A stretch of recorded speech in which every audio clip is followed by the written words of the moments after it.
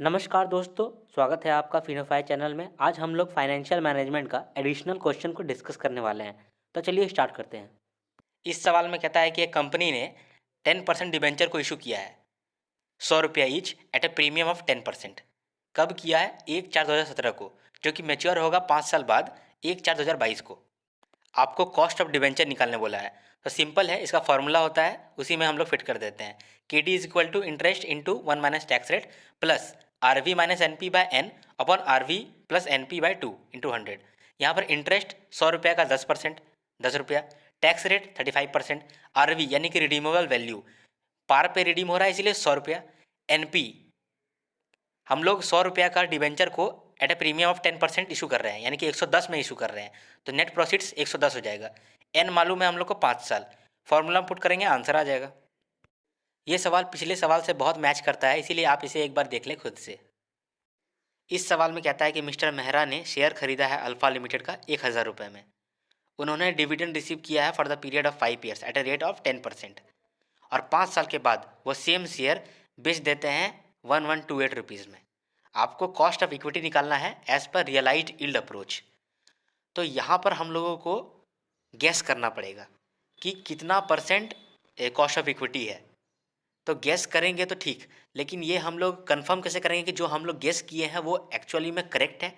तो हम लोग कैश फ्लो से ये कंफर्म करेंगे। Cash outflow plus cash inflow अगर उसी केई में सेम होता है तो इसका मतलब कि वो कंफर्म है कि हम लोग का गैस करेक्ट है। तो हम लोग यहाँ गैस करते हैं। तो यहाँ अंधाधुन हम लोग गैस नहीं करेंगे, गैस करेंगे हम लोग ऑन द बेस ऑफ के डी। जैसे हम लोग के डी निकालते थे उसी तरह से हम लोग के ई निकालेंगे, और जो भी रेट निकलेगा उस रेट को हम लोग गेस करेंगे और पुट करेंगे हम लोग कैश आउटफ्लो और कैश इनफ्लो में। क्या इस रेट पे हम लोगों का cash outflow is equal to cash inflow आता है? अगर आता है तो इसका मतलब कि यही के ई है। तो चलिए सबसे पहले गेस वर्क हम लोग करते हैं। हम लोग गेस वर्क कैसे करेंगे? जिस तरह से के डी का फार्मूला होता है उसी तरह से हम लोग यहाँ पर निकालेंगे के ई को। तो के डी का क्या फार्मूला होता है? Dividend plus R V minus N P by N upon R V plus N P by 2 into 100। वैसे ही हम लोग निकालेंगे। तो इंटरेस्ट के जगह में यहाँ पर हम लोग डिविडेंड ले लेंगे, 1000 का 10% 100 रुपया। अब रियलाइजेबल वैल्यू कितना है? 5 साल के अंत में 1128 रियलाइजेबल वैल्यू हो जाएगा। और नेट प्रोसीड्स की बात करें तो वहाँ पर 1000 रुपये हो जाएगा, क्योंकि 1000 में खरीदे थे, और एन हो जाएगा 5 साल। तो इस तरह से हम लोग गेस वर्क से निकाले कि 11.8% निकल के आ रहा है के ई।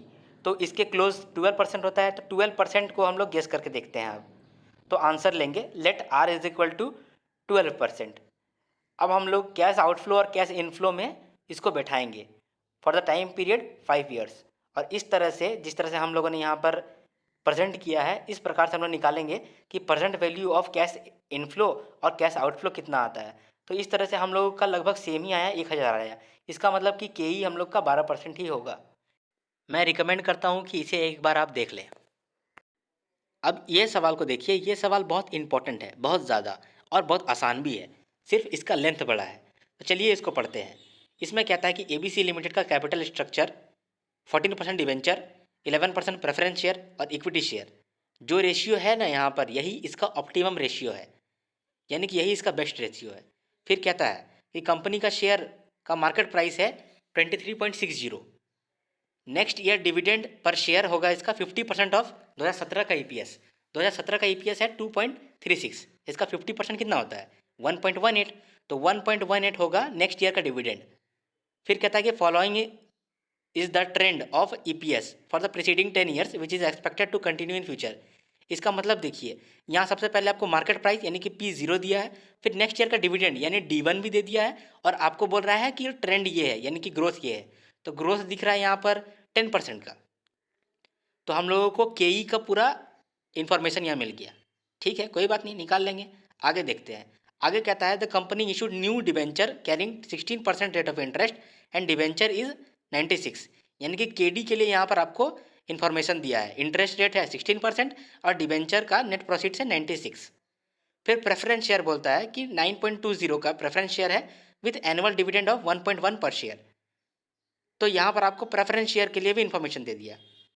अब इसके बाद आपको बता दिया है कि कंपनी 50% टैक्स ब्रैकेट के अंदर आता है। चलिए अब क्वेश्चन पे आते हैं। पहला क्वेश्चन कहता है कि calculate after tax cost of new debt, cost of new preference share, new equity share. ठीक है, तीनों निकाल लेंगे। सबसे पहले केडी का फॉर्मूला होता है interest into 1 minus tax rate upon net proceeds into 100।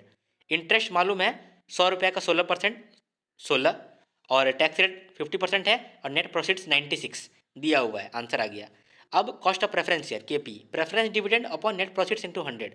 Preference dividend दिया हुआ है 1.1, नेट प्रोसीड्स दिया हुआ है 9.20, फॉर्मूला पुट किया, आंसर आ गया। अब कॉस्ट ऑफ इक्विटी, इसमें ग्रोथ मालूम था 10%, हम लोग ट्रेंड के अनुसार से निकाल लिए 10% है इसका ग्रोथ रेट, और फिर फॉर्मूला में बैठा दिए D1/P0 प्लस जी, आ गया आंसर। अब क्वेश्चन का सेकंड पार्ट में कहता है कि मार्जिनल कॉस्ट ऑफ कैपिटल निकालो when no new shares are issued. ठीक है, मार्जिनल कॉस्ट ऑफ कैपिटल का मतलब ही होता है वैक, तो वैक निकाल देंगे। डिबेंचर का जितना भी वैल्यू है वो लिख दिए, वैल्यू के अनुसार से वेट आ गया, कॉस्ट अभी हम लोग निकाले थे तो वैक आ जाएगा। अब क्वेश्चन का पार्ट सी देखते हैं। यहाँ तक जो भी देखे वो तो नॉर्मल था, लेकिन अब जो आने वाला है वो हल्का सा हटके है, जिसके लिए क्वेश्चन हम लोग यहाँ पुट किए हैं। पार्ट सी में कहता है how much can be spent for capital investment before new ordinary shares must be issued assuming that retained earnings for next years investment are 50% of 2017। बोलता है नेक्स्ट ईयर रिटेन्ड अर्निंग कितना हो जाएगा, 50% ऑफ 2017। तो 2017 में कितना अर्निंग हुआ था, तो number of share into EPS 2017 का, तो 2017 में 2.36 EPS है, तो 10,000 से इंटू कर देंगे तो 2017 में कितना कमाया है, 10,000 इंटू 2.36। इसका 50% रिटर्न अर्निंग होगा नेक्स्ट ईयर में, तो निकल के आ गया 11,800। तो इतना रिटर्न अर्निंग्स होगा, तो रिटर्न अर्निंग्स किसका होता है, इक्विटी शेयर होल्डर लोगों का। तो यहाँ पर देखिए कि हम लोगों का जो ऑप्टिमम रेशियो था डिबेंचर का, प्रेफरेंस शेयर का, इक्विटी शेयर का, वहाँ पर इक्विटी शेयर वाला बढ़ गया। कैसे बढ़ गया, क्योंकि रिटेन अर्निंग बढ़ गया, रिटेन अर्निंग तो इक्विटी वाला का होता है। तो अब हम लोग कैसे जानेंगे कि कितना कैपिटल इन्वेस्टमेंट होना चाहिए एडिशनल।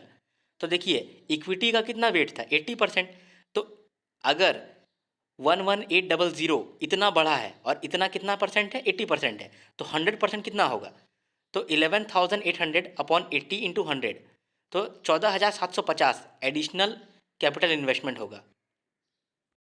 आशा करता हूँ कि ये आपको समझ में आया होगा। अब क्वेश्चन का लास्ट पार्ट में कहता है what will be the marginal cost of capital when the funds exceed the amount calculated in C assuming new equity share issued at 20 रुपया। अब देखिए न्यू इक्विटी शेयर 20 रुपया में आ गया, यानी कि P0 बदल गया। अब पहले P0 कितना था 23.6 और अब कितना है 20, यानी कि P0 बदल गया। अगर P0 बदल गया तो KE भी बदल जाएगा, तो हम लोग यहाँ पर रिवाइज KE निकालेंगे D1/P0 प्लस जी। D1 मालूम था 2.36 का 50% और P0 अभी निकला है 20 और ग्रोथ रेट मालूम है 0.10। इस तरह से हम लोग का रिवाइज KE निकल के आया। अब रिवाइज KE निकल के आ गया और debenture preference share equity share जितना था उतना ही रहेगा, वेट उतना ही रहेगा, कॉस्ट लेकिन बदल जाएगा। यहाँ पर KE का कॉस्ट बदल जाएगा और उसी तरह से वैक निकल के आ जाएगा। अब ये सवाल भी बहुत इंपॉर्टेंट है पिछले सवाल के जैसे, तो इसे भी आप ध्यान से देखें। इसमें आपको कॉस्ट ऑफ कैपिटल निकालने बोला है using book value and market value weights. आपको बुक वैल्यू और मार्केट वैल्यू का अमाउंट दे दिया है इक्विटी शेयर का, रिटेन्ड अर्निंग्स का, प्रेफरेंस शेयर का और डिवेंचर का। फिर एडिशनल इन्फॉर्मेशन दिया है। इक्विटी के लिए क्या इन्फॉर्मेशन दिया है, equity share are quoted at 130 per share, लेकिन जो न्यू इक्विटी शेयर है वो कितना में इशू होगा 125 रुपये पर शेयर। तो यहाँ पर हम लोगों को P0 दे दिया है और फ्लोटेशन कॉस्ट भी दे दिया 5 रुपये पर शेयर का। फिर हम लोगों को KE में तो डिविडेंड भी चाहिए होता है, तो डिविडेंड के लिए अलग से इन्फॉर्मेशन दिया है कि during the previous 5 years dividend have steadily increased from 10.60 to 14.19 per share. Dividend at the end of current year is expected to be 15 per share, यानी कि D1 दे दिया है आपको 15 रुपया। अब आपको सिर्फ जी निकालना है, तो जी हम लोग निकाल लेंगे। उसके बाद हम लोग को प्रेफरेंस शेयर के लिए इन्फॉर्मेशन दिया है कि 15% प्रेफरेंस शेयर है with a face value of 100 rupees would realise 105 रुपये पर शेयर, तो नेट प्रोसीड 105 और इंटरेस्ट दे दिया है 15%, निकल गया। उस पर डिवेंचर के लिए क्या इन्फॉर्मेशन दिया है, the company proposes to issue 11 year 15% debenture but the yield on debenture of similar maturity and risk class is 16%। Flotation cost is 2% of face value. इसमें कहता है कि कंपनी 15% डिवेंचर इशू कर रहा है 11 ईयर के लिए, लेकिन मार्केट में ऐसा सेम यानी कि सेम रिस्क क्लास का और सेम मेच्योरिटी का डिवेंचर का यील्ड है 16 रुपया। यानी कि ये 15% का डिवेंचर दे रहा है, लेकिन इसका यील्ड होना चाहिए 16%, यानी कि 16 रुपया। ठीक है, तो ये हम लोग देखेंगे बाद में। और टैक्स रेट आपको दे दिया 35%। चलिए स्टार्ट करते हैं। हम लोगों को यहाँ पर वैक निकालना है, तो वैक निकालने के लिए हम लोगों को कॉस्ट जरूरी है। तो के ई, के पी, के आर ई, के डी सब हम लोग को निकालना पड़ेगा। तो चलिए स्टार्ट करते हैं। सबसे पहले K E, cost of equity, D1/P0 plus G. और फ्लोटेशन कॉस्ट तो लेस होता ही है। तो D1 दिया हुआ 15 रुपया, P0 भी दिया हुआ 125 रुपया, फ्लोटेशन कॉस्ट दिया हुआ 5 रुपया, और जी लेकिन नहीं दिया, जी हम लोग को निकालना है। तो जी कैसे निकालेंगे? कहता है कि पिछले 5 सालों में डिविडेंड 10.60 से बढ़ के 14.19 बढ़ गया है। तो 5 साल में इतना बढ़ गया है, तो इसमें फॉर्मूला वही लगाएंगे, future value is equal to present value into 1 + r⁴n। तो प्रेजेंट वैल्यू कितना है, मतलब 5 साल पहले 10.60, 1 + r⁴n। n तो मालूम है 5 साल होता है, लेकिन r नहीं मालूम है, r ही तो निकालना है। तो इसी तरह से हम लोग निकालेंगे, तो r निकलेगा 0.06, यानी कि ग्रोथ रेट है 0.06। ठीक है, जैसे ही निकल गया हम लोग के ई निकाल देंगे। अब बात आता है के आर ई का। तो के आर ई भी के ई के इक्वल ही होता है, लेकिन सिर्फ यहाँ पर फ्लोटेशन कॉस्ट लेस नहीं होता है। तो ठीक है, वैसे ही निकाल देंगे, फ्लोटेशन कॉस्ट को इग्नोर करके निकल गया के आर ई। अब के पी निकालना है। के पी तो बहुत आसान था, फुल इन्फॉर्मेशन दिया हुआ था, ऐसे ही निकल गया यहाँ पर, preference dividend upon net proceeds into 100। अब के डी का बात करते हैं। के डी का फॉर्मूला तो वही होता है, interest into 1 - tax rate plus RV - NP/N upon RV + NP/2 into 100। यहाँ पर RV मालूम है 100 रुपया होगा, और इंटरेस्ट मालूम है 15, और टैक्स रेट मालूम है 35%।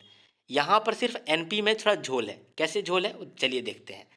यहाँ पर कह रहा था कि सेम रिस्क क्लास का और सेम मैच्योरिटी का यील्ड कितना होता है, 16%, यानी कि 16 रुपया। अगर 100 रुपया का डिवेंचर है तो उसका यील्ड होगा 16 रुपया।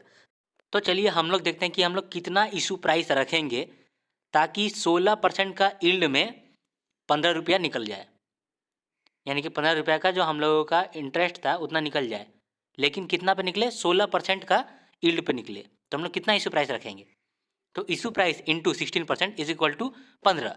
इस तरह से इशू प्राइस निकलेगा हम लोग का 93.75। ठीक है, तो नेट प्रॉफिट कितना होगा, 93.75 - 2% ऑफ 100, यानी कि फ्लोटेशन कॉस्ट को हम लोग लेस कर दिए। तो बस एनपी भी आ गया, तो इस तरह से हम लोग का केडी निकल के आ जाएगा। जैसे ही केडी निकल के आया तो वैक का फॉर्मूला में हम लोग पुट कर देंगे, आंसर आ जाएगा। तो इस क्वेश्चन में यूनिक सिर्फ 2 चीज़ था। पहला, ग्रोथ रेट कैलकुलेट करना जब हम लोग कॉस्ट ऑफ इक्विटी निकाल रहे थे, और दूसरा नेट प्रोसीड निकालना जब हम लोग केडी निकाल रहे थे। तो बस इतना सही था इसमें यूनिकनेस।